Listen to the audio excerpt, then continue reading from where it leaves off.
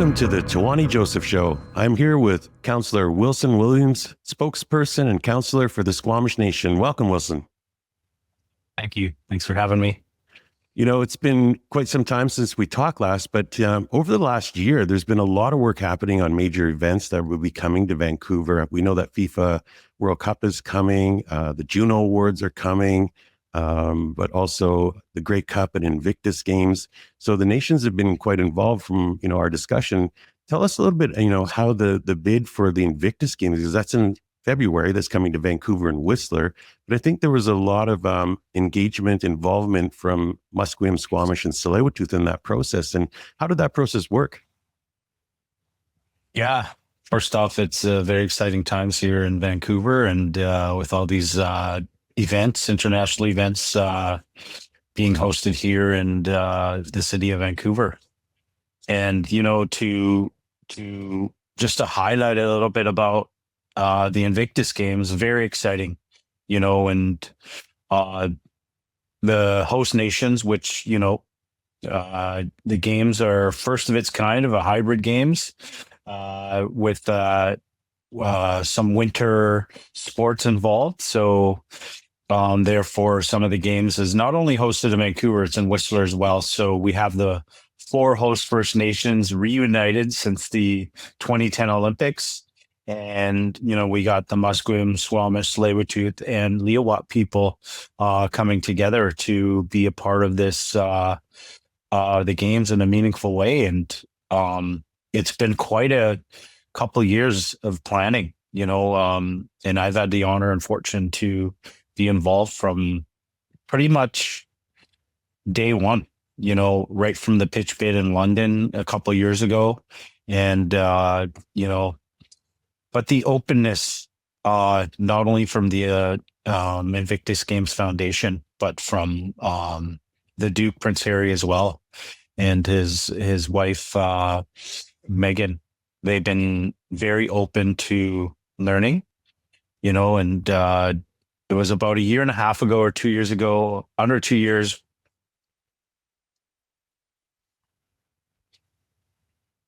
that when he announced Vancouver Whistler as the winner, he, from his words, quoted, with the invitation and with the permission of the First Nations people, we announce Vancouver Whistler. And what was that like? You were there, right, for that?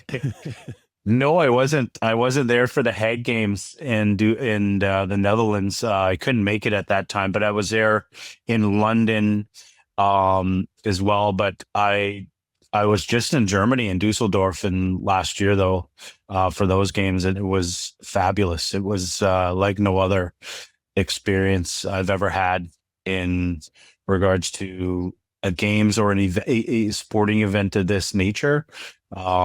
Very, very intimate with not only the athletes, but the friends and family.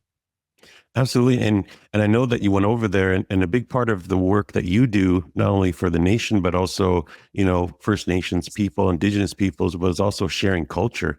And, we're able to share some of the culture from here that we have, with people from around the world over there, but also meeting people. What was it like over there? And maybe you can give us a sense of some of the things that you did over there. Yeah, it was surreal. First off, just being appointed as the delegate to represent the 4 nations is such an honor on this journey with Invictus. So being there itself, I was able to, even though I was far from home, I brought home with me. In saying that, I was there with a few sets of regalia. I didn't go leave empty-handed like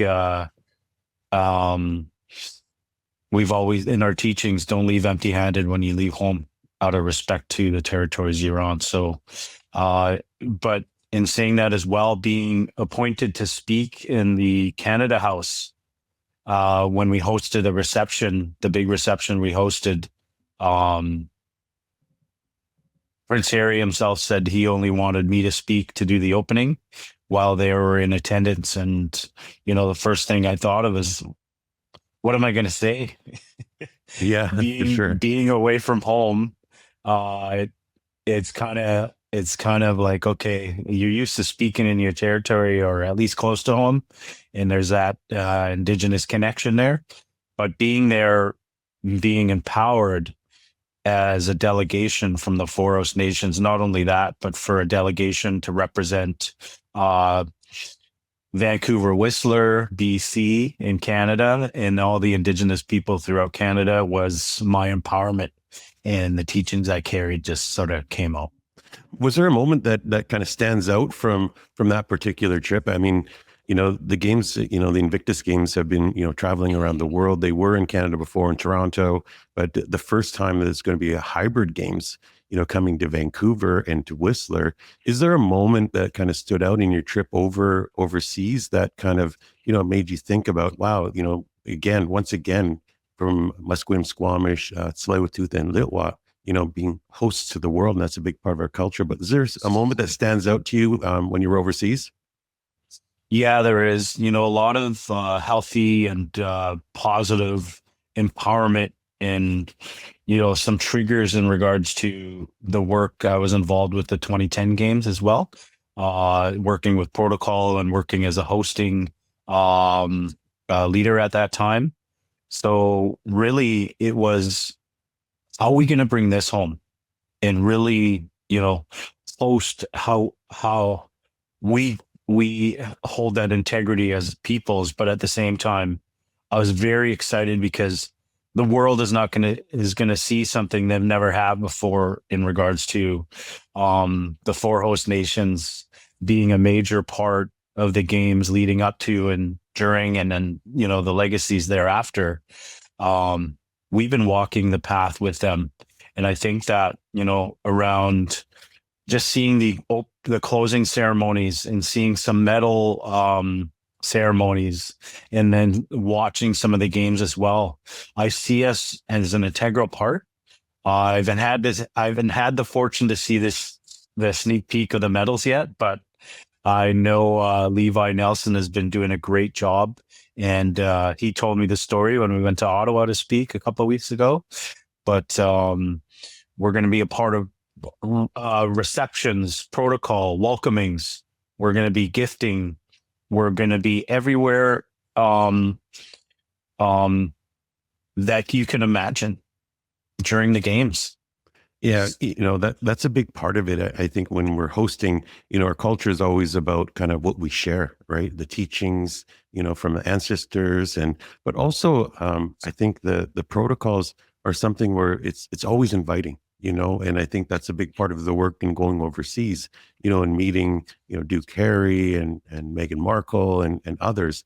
But I think the reality is when people come here, they'll really feel the energy of all of Vancouver and Whistler and people from across this country and around the world. That energy is something that it's hard to describe, through podcasts or through radio, but I think that energy is going to be something special. And, one of the things that stood out to me, working on the 2010 games was actually meeting the athletes, the Olympians and the Paralympians. And so with some of the athletes, did you get a chance to meet some of the Invictus athletes, at the medal presentations, or kind of bear witness to them? Because they were the most inspiring people that I'd ever met in my life.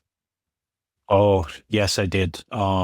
I met several athletes. I'll share a story without trying to get a little emotional here, but I made some deep connections with Team New Zealand, and we did a gift exchange. I didn't expect anything back, but during the closing ceremonies, there was these gathering down in the big arena where all the athletes were having dinner and having, if they were having drinks or having gatherings of their own teams. It was all in one area, but I was able to go down and gift a drum, and also gift some of my regalia that I felt was meant for them.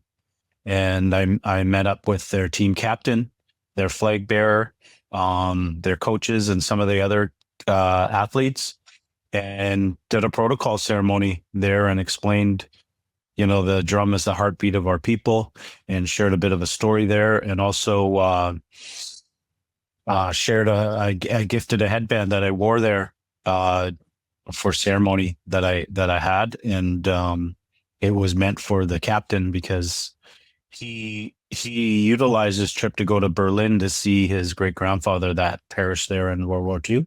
Mhm. And I shared my story because I visited four war cemeteries on my way from the Netherlands to Germany before I met them, and I shared that I was somehow spiritually called to this gravesite where 3 pilots perished, and it was 3 New Zealand pilots in this one area.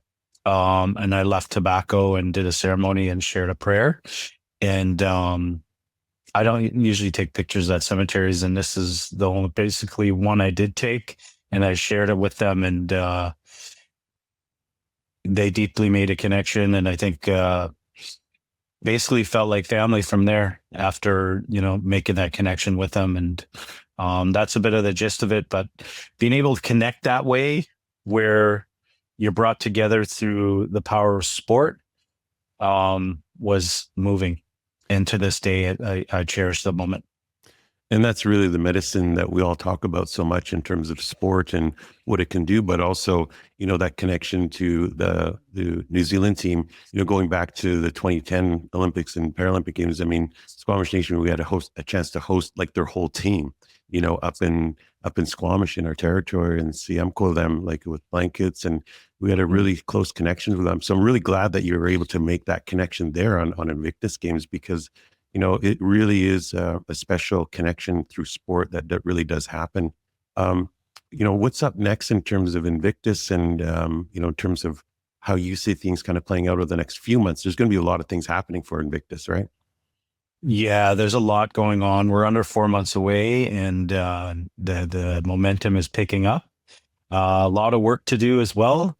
But, I just really just trying to be that healthy word of mouth to share what Invictus Games are, and why they're brought together to help unite the world in a way that, that healing and medicine journey that people feel, like all of us Indigenous people, through, reclaiming and revitalizing our culture, our language and traditions.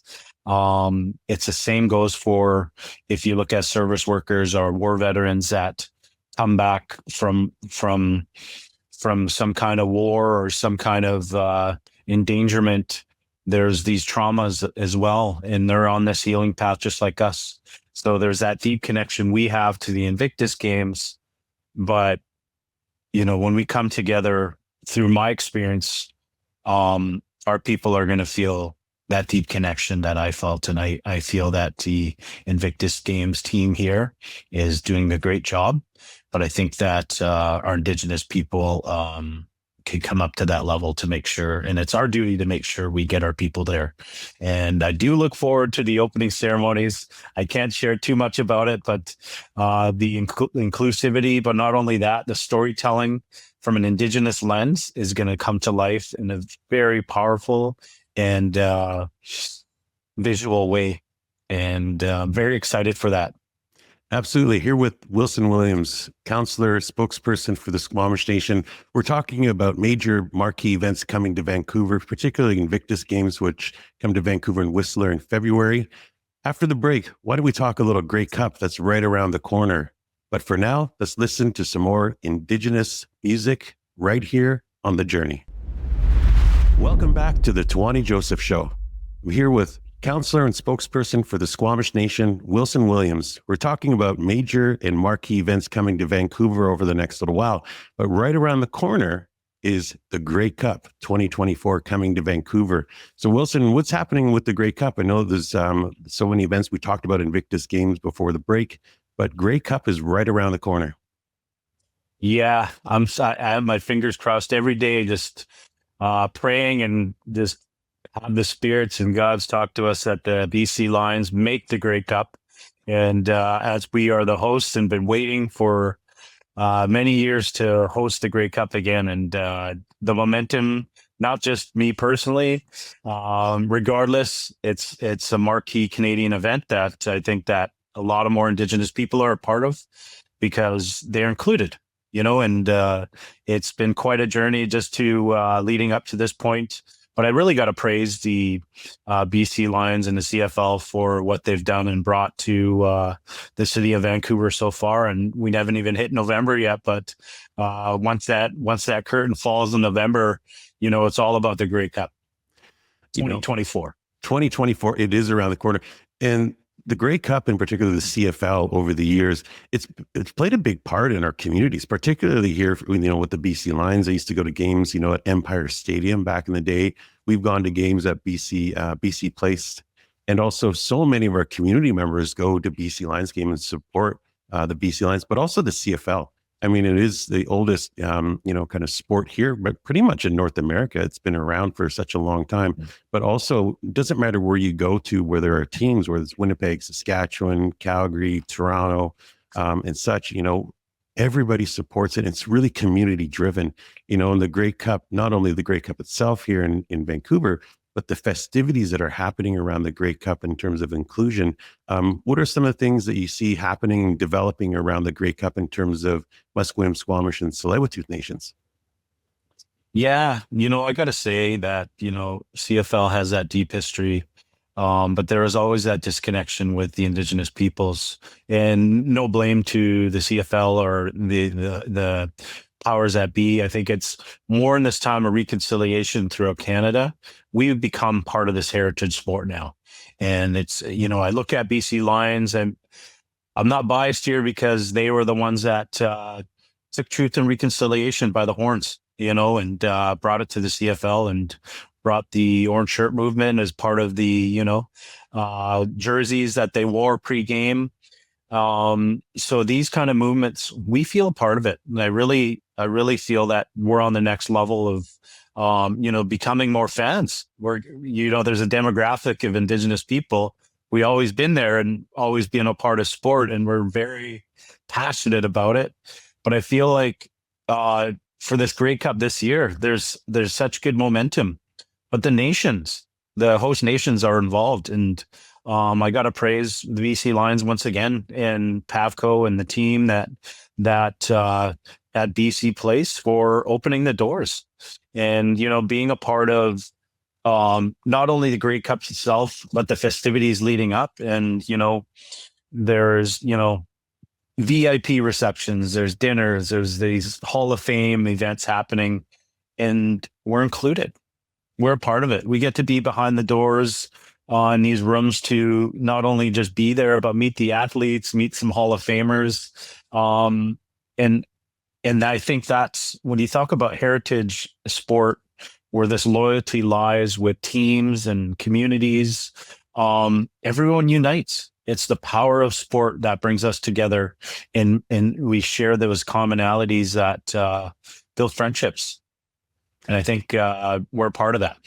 Absolutely, and a big shout out to Riley Wilshire, who's the executive director for the Grey Cup here in Vancouver. Had a chance, over the past number of months to work with Riley and the team, and from the fan zone, expect to see an artisan village there, to the music that's going to be happening. And don't forget, we're rocking out as Bitterly Divine on November the 15th. So people should come down to that. But there's just a plethora of musical artists from right across the country that represent different genres of music, being able to do that. And then, like you said, whenever people come to the territories, it's important to have the nations, have our spokespersons, have our chiefs there, to welcome them. And I think that's a big part of it. When people come to Vancouver, I think they do feel welcome.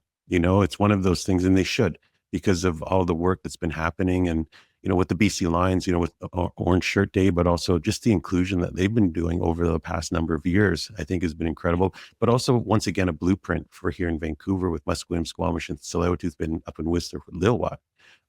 What are some of the other things that you expect with the Grey Cup and some of the activities that you're going to partake in? Yeah, I'm excited to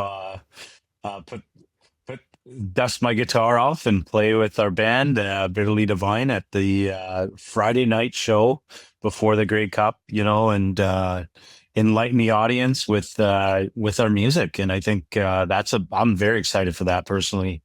But I'm also excited to, bear witness to a lot of the activities and be a part of the activities, whether I'm representing the nation in my spokesperson role to open up the ceremony or do a welcome. I think, just that empowerment as well, like there's going to be a lot of visitors here, and our people have always been welcoming people. And what I see us in this opportunity is educating people and how we're connected to the land, so people feel more welcome and feel valued when they come here. Because a lot of this dark history, or a lot of this history, wasn't shared before, but now we're able to have this opportunity to really educate and at the same time welcome people, as we've always been good hosts as Indigenous people, and we say "Osiam" with our arms up, and you're always welcome here. And that's the impression we want, and that gives that culture and theme to us as host community. Yeah, for sure. And I think, from the moment, the Grey Cup week starts, because it's basically a plan of weeks. So, check out the website for the Grey Cup. I think everybody should check that out. And there's lots of family things to do. There's things to do where there's people coming in. There's a lot of great bands coming. Biff Naked will be there as well. Sam Roberts will be there as well. And so many other incredible bands that come from different places around this country. And it really is a celebration of cultures, really, when you really think about it, because the Grey Cup will be the pinnacle, and I'm looking forward to the halftime show on that as well. But there's going to be so many elements that really just are interwoven, from Indigenous cultures to all cultures. When people come in, the media will be coming to town, and practices will be, occurring during the week. It's a major event in Canada for us. And I think that, the Grey Cup is such a place where now we can kind of, as future Grey Cups go forward, the inclusion of Musqueam, Squamish, and Tsleil-Waututh is really setting a blueprint for the future. And what's some of your thoughts in terms of where we can go in terms of, hosting major events? Yeah, we've evolved quite a long way since hosting the 2010 games, and I think that's where it all started in regards to lending an eye to the local nations, and paying that due respect. And I think that triggered and opened up a lot of doors for Indigenous people, especially the leadership of the nations, to really build these relationships and evolve them to partnerships. And I think that's where it lies today. You talk about the multiculturalism of Vancouver, and we are probably the biggest diverse community there is in Canada in regards to respects to multiculturalism. And we need to celebrate that even more. And I think the host in the Grey Cup is the perfect opportunity. And same thing with the FIFA games that's coming in over a year and a half away, where everyone from all over the world will be here, and where we want to play host and share our culture and teachings, but share that history and storytelling too, in a good way. And we're working on that to be able to be in these rooms to share that and be a part of that planning. But at the same time, we're hosting events like the Junos that are coming up, where we're able to share, and be a part of the music industry, where in Canada, where it's a big heritage event as well, where we all come together and celebrate who we are and where we come from, but we share it through arts and culture and Absolutely. music. From sport to music, and the Juno Awards are coming, in the spring to Rogers Center, and there's a number of activities happening around there. So I'm fortunate to be able to work, on behalf of our nation on these events, and work with you on them, and also work with Musqueam, Squamish, and Tsleil-Waututh, and it's been great working with the nations on this. And the Juno Awards are right around the corner. And in my discussions with Karis and the Juno Awards host committee, the inclusion of what they've done across the country, but want to continue to grow. And, part of the discussion that we had last year when the Junos were back in Halifax was, the idea of, whenever a Juno Awards happen, there's a passover from the host city mayor to the next mayor, where the next city will be hosting the Junos. And, in your discussion that we had, we were fortunate enough, and you were fortunate enough to bring up the idea of a passover, of having a representative of the nation's territory as well. So that's actually did occur. And I think it was Dennis Thomas, we worked with to go back, because I think you were flying overseas and those types of things as well.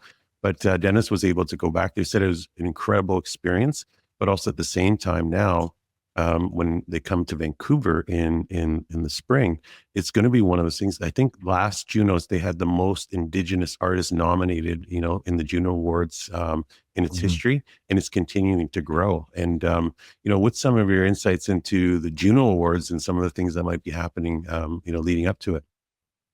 Yeah, the opportunities today for our Indigenous people, especially for our artists, it's not easy to, pave that path upwards in regards to the music industry. It's a lot of work, but our artists are in spaces that, there's opportunities for them to record. There's also spaces for them to evolve as artists as well. And then there's the opportunity to be part of the Junos, putting your music forward and, opening up these artists in ways where, it's unleashing the potential and harnessing potential. And, us as artists as well, we need that space to be able to allow that time, and to get that creativity out there. But at the same time, it's all about experience and building relations too. And being able to acquire resources to, whether you're recording, you want to get on Spotify or Apple Music, where you want to share your music in a good way. And it's not all about making money. It's all about sharing your craft and your art. And that's a big part of it, and not just Indigenous artists, but all artists, and getting the support.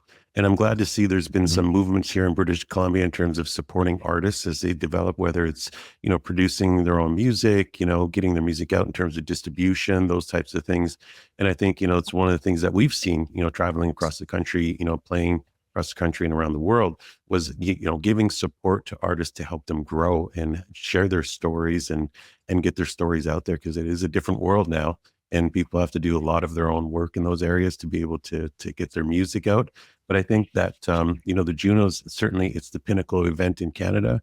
And, and I just can't wait for the energy that's going to come in the springtime, for the Juno Awards. So it's a big part of it. So next steps for us and for you, Wills, as you start to kind of move forward, final thoughts on kind of major events coming to Vancouver. Yeah. Other than I have my own Indigenous playlist that I, rock out to when I'm working out or out with the family. What gives me passion and motivation is just,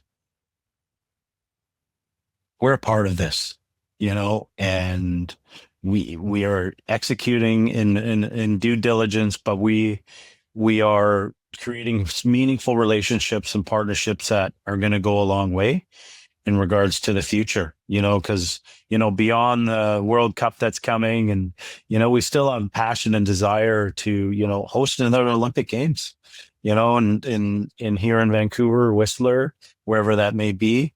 But we're our boots are tied up and ready to work, and we're working really hard right now in regards to the Invictus Games coming. We have a lot to do in regards to the planning and making sure our communities are involved. But, we are also, preparing for the Grey Cup, which is a few weeks away, and our people are a part of it, whether it's a football camp for youth, whether that's just being behind in the locker room tour to see the players or just see the sights and sounds. And I'm looking forward to, seeing the big welcome on the big screen, or having an Indigenous person be part of an anthem, and really being on that national scale, and national broadcast where, there's that Indigenous taste and feel, because that's what brings us together. And then when other Indigenous communities see that, especially those small communities, rural communities where, hey, I know that person, or that person is Indigenous. And my children say that all the time, and they're very young. My 9-year-old says, hey, is that person Indigenous? And they are inspired because they want to be that person and be on TV. Absolutely. When we talk about inspiration and pride, it's really calling upon all cultures to come together for these major events, not just national events, but international events. And the Grey Cup is around the corner. I'm going to get Riley on the show, and he can tell us all about some of the activities that are going to be taking place for that week leading up to the Grey Cup. Here with Wilson Williams, councillor and spokesperson for the Squamish Nation. Thank you, Wilson, for joining me today. And now for some more incredible Indigenous music on the journey.